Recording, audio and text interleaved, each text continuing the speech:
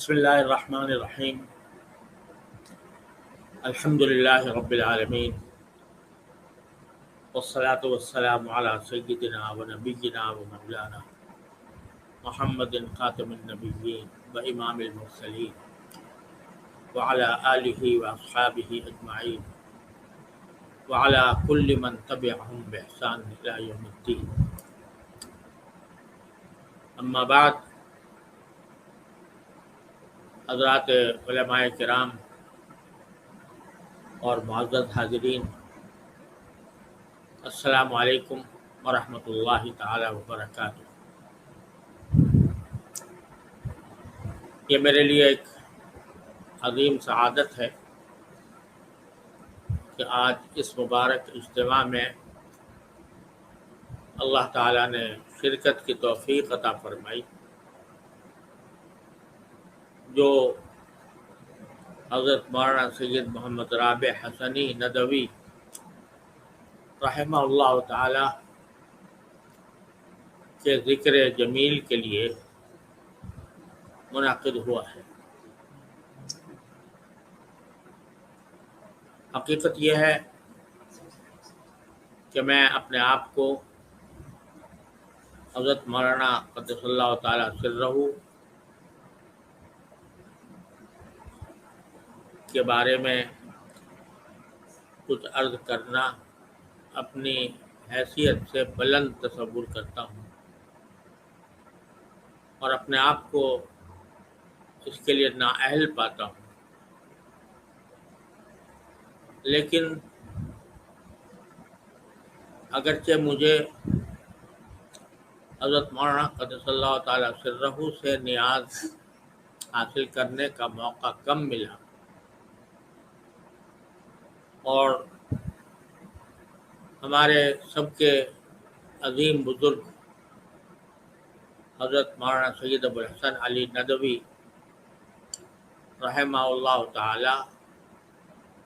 کی معیت میں جب بھی موقع ملا تو حضرت مولانا کی معیت میں ملا،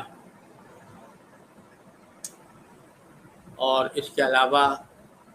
ایک آدھ مرتبہ حضرت کی وفات کے بعد بھی نیاز حاصل ہوا. اس لیے میں بہت قریب سے تو حضرت سے استفادہ نہیں کر سکا، لیکن ان کی خدمات، ان کی شخصیت کی عظمت اور ان کا فیض میرے لیے ایسی چیز ہے کہ جس کے بارے میں کوئی ادنا شک نہیں ہو سکتا کہ وہ اس دور میں امت مسلمہ کی رہنمائی کے لیے ایک روشن مینار کا کردار ادا کر رہے تھے. اللہ تبارک و تعالیٰ نے ان کو بہت سی عظیم خصوصیات سے نوازا تھا. وہ دارالعلوم ندوۃ العلماء کے علاوہ دارالعلوم دیوبند اور مظاہر علوم سہارنپور سے بھی فیض یاب ہوئے، اور اللہ تبارک و تعالیٰ نے انہیں یہ شرف عطا فرمایا کہ مفکر اسلام اور داعی اسلام حضرت مولانا سید ابوالحسن علی ندوی رحمۃ اللہ علیہ کے ساتھ سفر و حضر میں ان کی صحبت اٹھانے کا انہیں موقع ملا. اور اللہ تبارک و تعالیٰ نے حضرت مولانا سید ابوالحسن علی ندوی رحمۃ اللہ علیہ کو جو علم اور جو امت کی فکر عطا فرمائی تھی، اور ساتھ ساتھ ان اولیاء کرام سے اکتساب فیض کا موقع عطا فرمایا تھا، جس سے در حقیقت ایک عالم کی اور ہر مسلمان کی شخصیت کی تعمیر ہوتی ہے. اللہ تبارک و تعالیٰ نے اس لیے ان کو علم اور عمل کا پیکر بنایا تھا. وہ صرف الفاظ و نقوش کے علم کے حامل نہیں تھے، بلکہ اس علم پر عمل کرنے کے جتنے مظاہر ہوتے ہیں اللہ تعالیٰ نے وہ سارے ان میں جمع فرمائے تھے. مجناکارہ کو حضرت مولانا علی میاں رحمۃ اللہ علیہ کے زیارت اور ان سے استفادے کی براہ راست بھی اللہ نے توفیق بخشی، اور خط و کتابت کے ذریعے بھی الحمدللہ میں ان سے ہدایات لیتا رہا. ان کی شخصیت میں جو علم و عمل جمع ہوئے تھے اور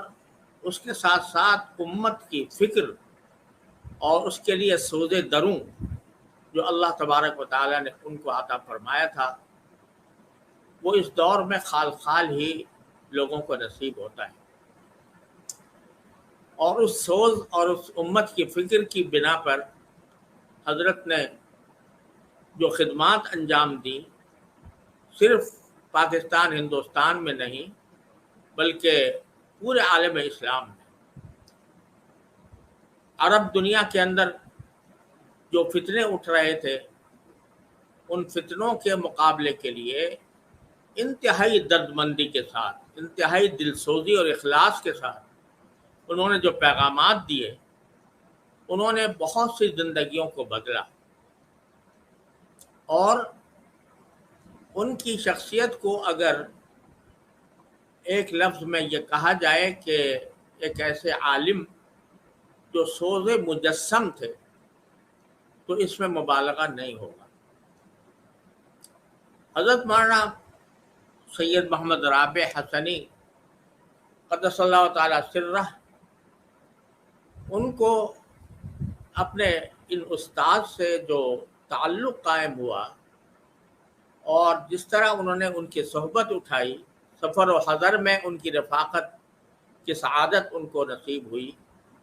اس کے نتیجے میں وہ حضرت علی میاں قدس اللہ تعالی سرہ کے عکس جمیل بن کر اس دنیا کے سامنے پیش ہوئے. اور جو مشن اور جو کام حضرت مولانا علی میاں قدس اللہ تعالی سرہ انجام دے رہے تھے، دیتے رہے اور دے رہے تھے، اس کام کو حضرت مولانا سید محمد رابع قدس اللہ تعالی سرہ نے انہی کے بنائے ہوئے طریقے کے مطابق اور انہی صفات کے ساتھ نہ صرف یہ کہ قائم رکھا، بلکہ اس کو اور آگے بڑھایا اور ساری دنیا تک پیغام پہنچانے میں کوئی دقیقہ فرو گزاشت نہیں کی. ان کی تصانیف، ان کی دارالعلوم ندوۃ العلماء میں خدمات، اور وہ تصانیف جو عربی میں بھی ہیں، اردو میں بھی ہیں. اللہ تبارک و تعالیٰ نے عربی ادب کا ملکہ حضرت مولانا علی میاں قدس اللہ تعالی سرہ کی طرح ان کو بھی عطا فرمایا تھا، اور عربی ادب سے صحیح کام لینے کا اور اس کو صحیح طور پر استعمال کرنے کا جو سلیقہ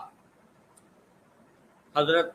مفکر اسلام قدس اللہ تعالی سرہ کا تھا، اللہ تعالیٰ نے اسی کو حضرت مولانا سید محمد رابع حسنی قدس اللہ تعالی سرہ نے بھی اسی طرح یہ واضح کر دیا کہ ادب عربی صرف ایک ذہنی عیاشی کے لیے نہیں ہے، وہ صرف اس کام کے لیے نہیں ہے کہ آدمی اچھی نثر لکھے اور اچھی نظم لکھے، بلکہ اس لیے ہے تاکہ اس کے ذریعے وہ پیغام دنیا تک پھیلائے اور پہنچائے جو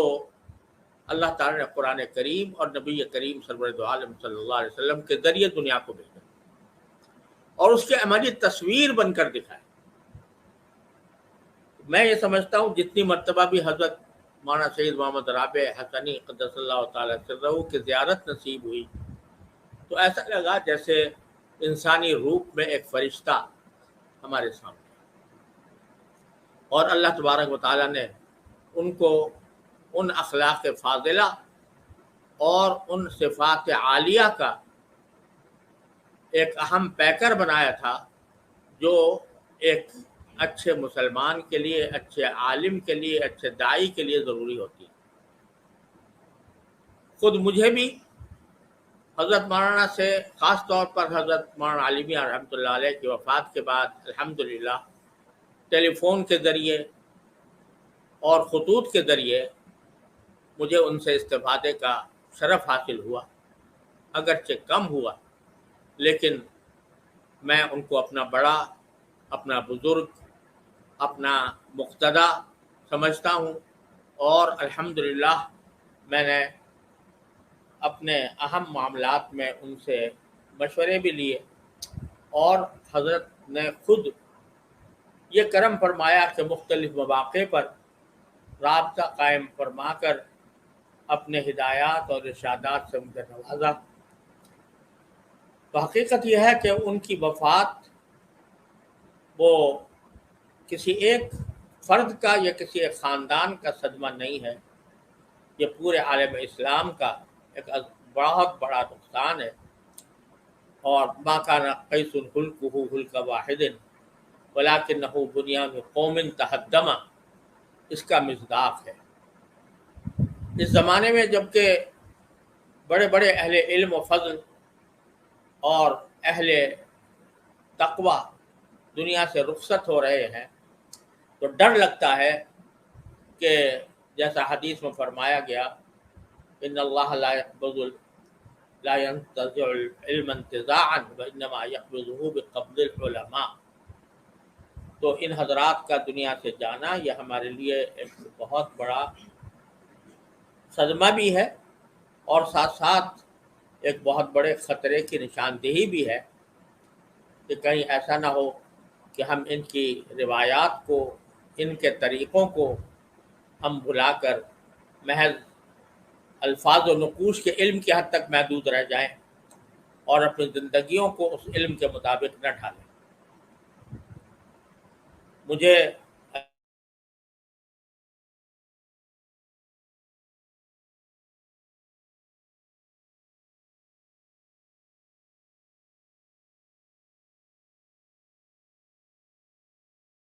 زیادہ اور ان سے استفادہ کرنے والے اساتذہ دارالعلوم ندوۃ العلماء انشاءاللہ ان کے مشن کو اسی طرح قائم اور جاری رکھیں گے جس طرح حضرت مولانا سید محمد رابع حسنی رحمۃ اللہ علیہ نے اپنے شیخ حضرت مولانا سید ابوالحسن علی ندوی رحمۃ اللہ علیہ سے کے فیض کو جاری رکھا۔ میں دل سے دعا گو ہوں کہ اللہ تبارک و تعالیٰ اپنے فضل و کرم سے ان کے درجات میں فہم ترقی عطا فرمائے، اور مقامات قرب میں ان کو خصوصی جگہ عطا فرمائے، ان کی خدمات کو اپنی بارگاہ میں شرف قبول بخشے، اور ان کے فیوض کو ہمیں استفادے کے لیے، ہمیں اس سے استفادہ کرنے کی توفیق عطا فرمائے، اور جو حضرات ان کے بعد آئے ہیں اللہ تبارک و تعالیٰ ان پر ان کے فیوض جاری رکھے۔ اللہ تعالیٰ کی یہ سنت ہے کہ سورج ڈوبتا ہے تو چاند آ جاتا ہے، ستارے آ جاتے ہیں، پھر وہ ستارے اور چاند ہی پھر بعد میں جا کر سورج بن جاتے ہیں، یعنی سورج کی روشنی پھر دوبارہ آ جاتی ہے۔ لہذا اس قسم کے صدمات ساری دنیا میں پیش آئے ہیں، اور اہل علم کی برادری میں خاص طور پر بہت پیش آئے ہیں، لیکن یہ اللہ تبارک و تعالیٰ کا انمٹ قانون ہے کہ اذا جاء اجلهم فلا يستأخرون ساعة ولا يستقدمون، اس میں کسی کو کوئی دخل نہیں ہو سکتا۔ اگر کسی شخص کی قربانی کسی کی موت اور وفات کو مؤخر کر سکتی تو صحابہ کرام رضی اللہ تعالی عنہم نبی کریم صلی اللہ علیہ وسلم کے ایک ایک سانس کے بدلے اپنے ہزاروں جانیں قربان کر دی، لیکن جو اللہ کا فیصلہ تھا اس کے آگے سب نے سر جھکایا، اور صدمے کے باوجود پھر ان کے مشن کو آگے بڑھانے کی کوشش کی۔ میں یہی توقع رکھتا ہوں کہ انشاءاللہ حضرت کی تعلیم و تربیت سے ضرور ایسے افراد تیار ہوئے ہوں گے جو آئندہ ان کے مشن کو، ان کے فیض کو نہ صرف جاری رکھیں بلکہ اس کو مزید ترقیات دیں۔ اللہ تبارک و تعالیٰ اپنے فضل و کرم سے اس امید کو ہماری پوری فرمائے، اور مجھے اللہ تعالیٰ کی رحمت سے امید ہے کہ انشاءاللہ یہ فیض جاری اور ساری رہے گا۔ بعض بزرگوں سے یہ سنا ہے، جس کو غلط مفہوم بھی پہنایا جا سکتا ہے، کہ بزرگوں کا فیض ان کی وفات کے بعد کچھ بڑھ بھی جاتا ہے۔ لوگ اس کو پتہ نہیں کیا کس شرک سے تعبیر کریں، لیکن حقیقت یہ ہے کہ معطی حقیقی تو اللہ جل جلالہ ہیں۔ کوئی شیخ، کوئی استاد کسی کو کچھ نہیں دے سکتا۔ جو کچھ دیتے ہیں اللہ تبارک و تعالیٰ عطا فرماتے ہیں۔ معطی حقیقی وہ ہیں، لیکن وہ اپنے عطا کے لیے کسی کو واسطہ بنا دیتے ہیں۔ ہمارے حضرت فرمایا کرتے تھے کہ کسی کو واسطہ بنا دیتے ہیں، چاہے وہ شجرہ طور ہی کیوں نہ ہو، اس کے ذریعے عطا فرماتے ہیں۔ تو جب عطا کرنے والے وہ ہیں اور ایک واسطہ انہوں نے ہٹا دیا، تو پھر انشاءاللہ امید ہے اگر متلقی میں اخلاص ہو تو اللہ تبارک و تعالیٰ براہ راست اپنے فیوز کسی اور واسطے سے، اسی واسطے کے ذریعے، یعنی اس کے ساتھ محبت اور تعلق کی بنا پر، اللہ تعالیٰ اس کو بھی جاری، ان کے فیض کو بھی جاری رکھیں گے، اور وہ اللہ تعالیٰ ہی کا کرم ہوگا، اللہ تعالیٰ ہی کی عطا ہوگی، لیکن اسی واسطے سے ہوگی جس واسطے سے حیات میں ہو رہی تھی۔ اللہ تبارک و تعالیٰ ہمیں ان کے فیوز سے ہمیشہ مستفید ہونے کی توفیق عطا فرمائے۔ وآخر دعوانا الحمدللہ رب العالمین۔ اس وقت ہمارے ہاں نماز عشاء شروع ہو رہی ہے، اس لیے میں اس وقت آپ حضرات سے اجازت چاہتا ہوں، اور ایسے مجھے چہرے نظر آ رہے ہیں جن کی بات سننے کے لیے میں خود مشتاق ہوں اور رہتا ہوں، لیکن نماز بالکل تیار ہے، اس لیے اس سے محروم رہوں گا۔ اللہ تبارک و تعالیٰ اس اجتماع کو اور اس گلدستہ حسین کو ایک ایسا ذریعہ بنائے کہ جس سے حضرت مولانا کے فیوز ہمیشہ کے لیے جاری رہے۔ اللہ تعالیٰ ہماری اس دعا کو قبول فرمائے۔ وآخر دعوانا ان الحمدللہ رب العالمین۔ بھائی مہدی صاحب، ہم سب کی طرف سے حضرت سے دعا کی درخواست کریں۔ دل سے دعا ہوں جی حضرت، سب کے لیے الحمدللہ دل سے دعا کرتا ہوں، اور خاص طور سے حضرت وہاں تمام حضرات کے لیے اللہ تعالیٰ دعا کی توفیق عطا فرما دیتے ہیں، اور انشاءاللہ امید ہے کہ آئندہ بھی یہ سلسلہ جاری رہے۔ میں سب کو سلام عرض کرتا ہوں، سب سے دعا کی درخواست کرتا ہوں، کیونکہ میں دعاؤں کا بہت زیادہ محتاج ہوں۔ اللہ تعالیٰ بقائے جزاک